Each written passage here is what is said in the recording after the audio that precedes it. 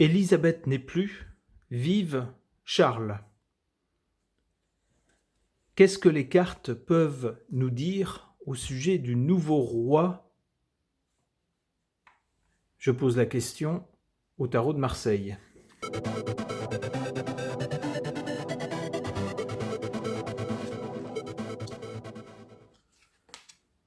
On a bien ici la position de monarque, de quelqu'un qui a en tout cas les apparences et les attributs du pouvoir, à défaut d'en avoir toutes les fonctions.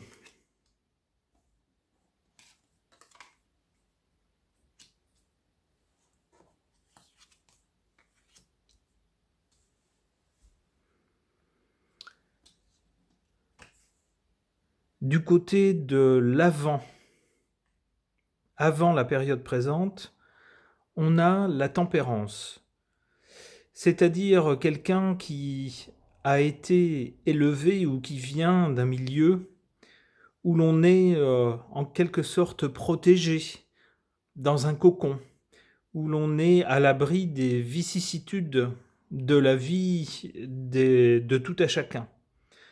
C'est un environnement spécial où tout est tempéré, on le voit, et où le moindre détail, quelque chose qui pour nous relèverait de l'anecdote, prend pour ces gens-là une importance capitale.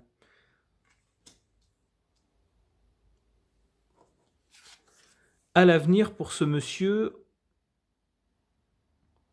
on a la carte de la justice. Alors espérons qu'il ne finira pas devant les tribunaux. Je ne sais pas si c'est possible pour un monarque au Royaume-Uni. Voyons ce qui joue en sa faveur ici.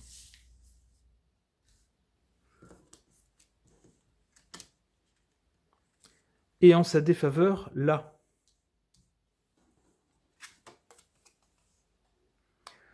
En sa faveur, le fait qu'il ne peut pas agir complètement comme il le voudrait.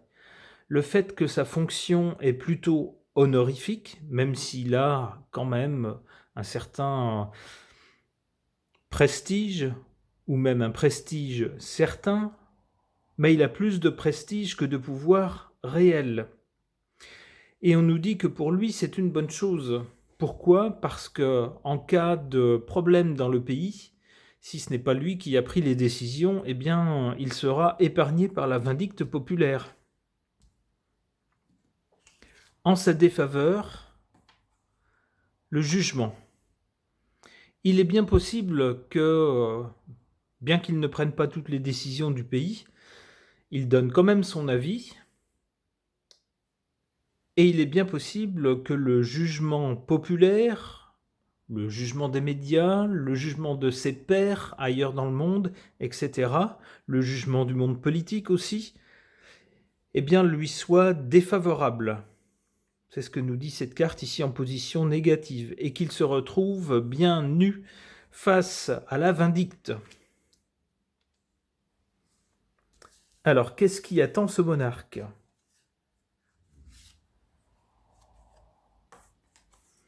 La papesse. Il est possible que des choses qu'on ne sait pas actuellement le concernant soient révélées.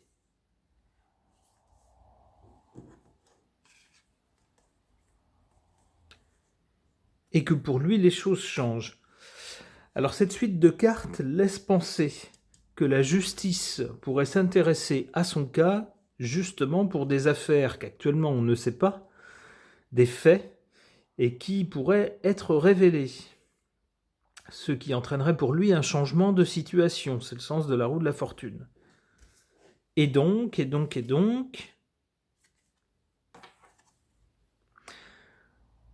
la Lune, le changement concernerait bien tout le pays le concernant. Il y a bien avec la Lune des illusions, des choses, des faux semblants, etc. Des choses pas très nettes qui, a priori, seraient portées à la connaissance du public. Allez, une dernière. La force.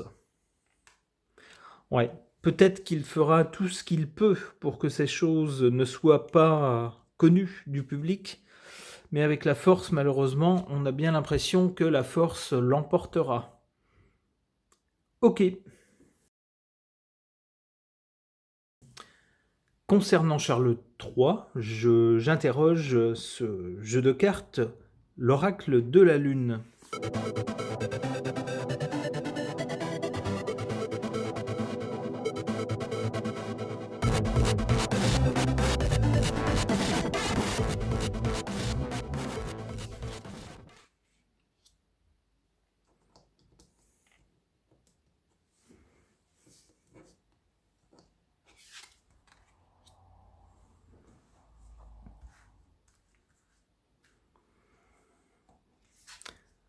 On nous parle de quelqu'un qui, dans le passé, a un peu vécu dans les ténèbres, dans l'ombre, on pourrait dire. On va dire dans l'ombre de sa mère, qui a connu une longévité exceptionnelle et surtout une longévité exceptionnelle en tant que monarque, ce qui a laissé son fils bien, sur le banc de touche pendant très longtemps.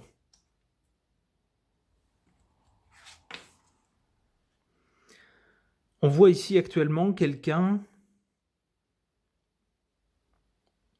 qui se livre à une introspection. Si pendant tout le temps qui a précédé, les choses n'ont guère changé pendant de longues années, des décennies, soudain tout change, sa position change, sa position dans la famille change, son pouvoir change. Il faut qu'il sache, lui, comment il est prêt à affronter ces changements, s'il a l'envergure d'un monarque, si en lui-même il se sent prêt à affronter ces nouvelles responsabilités, d'où une introspection nécessaire avant d'aller de l'avant. On nous dit que grâce à cette introspection, il peut aller, ici du côté du futur, vers l'épanouissement, en étant en accord avec lui-même, en sachant quelles sont ses limites, en sachant quel est son rapport entre sa mentalité, liée à l'univers dans lequel il a grandi, et puis la réalité des choses sur le terrain de tous les jours. C'est seulement s'il parvient à réaliser cet accord, à être en paix avec lui-même et avec son environnement, qu'il pourra s'épanouir. Non seulement lui-même en tant que personne, mais également au poste qui lui revient.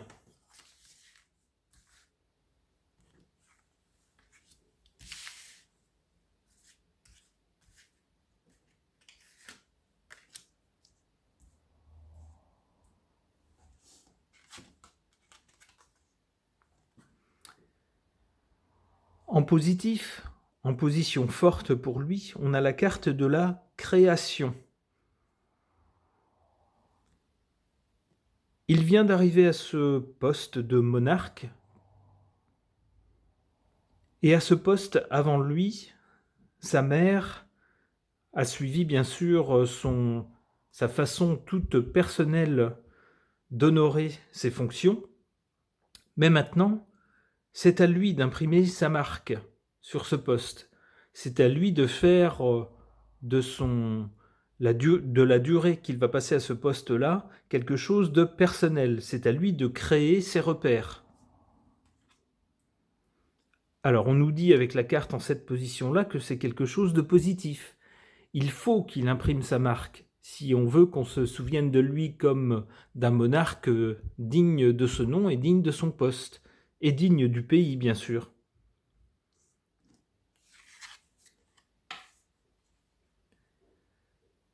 En défaveur ou en position négative, on a la beauté. C'est peut-être quelqu'un qui... alors, ça peut être aussi, on peut considérer que c'est en position faible, ici, la beauté. Peut-être qu'il s'agit de quelqu'un qui aimerait passer plus de temps à faire de belles choses, dans le sens ne prendre que des décisions favorables au peuple, que des décisions moralement jolies, etc. Mais l'exercice du pouvoir, ce n'est pas que ça. Il faut aussi, malheureusement parfois, prendre des décisions impopulaires, reconnaître certaines limites, des choses qu'on ne peut pas faire, etc., pour pouvoir économiser les ressources et durer plus longtemps. Ce genre de choses qui ne sont pas toujours de belles choses. Également avec les rapports avec l'étranger, surtout dans un contexte comme celui actuel, où il y a des conflits et des frictions de toutes parts et où le monde change. Il faut parfois prendre des décisions qui ne sont pas belles moralement ou qui ne sont pas jolies à annoncer. D'où cette carte de la beauté en position faible. Qu'est-ce qui attend ce nouveau monarque ?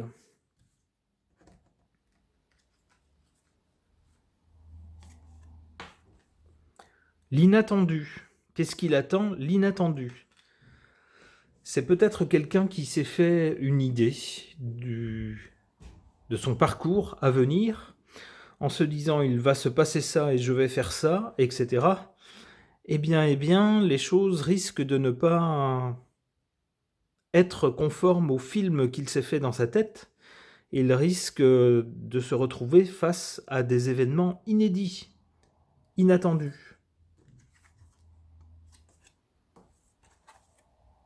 Néanmoins, on nous parle ici d'abondance, ce qui est plutôt une bonne chose. Alors l'abondance, j'imagine, pas seulement pour lui, puisqu'il est censé, en tant que monarque, incarner l'âme du pays et le pays tout entier, mais pour tout le Royaume-Uni.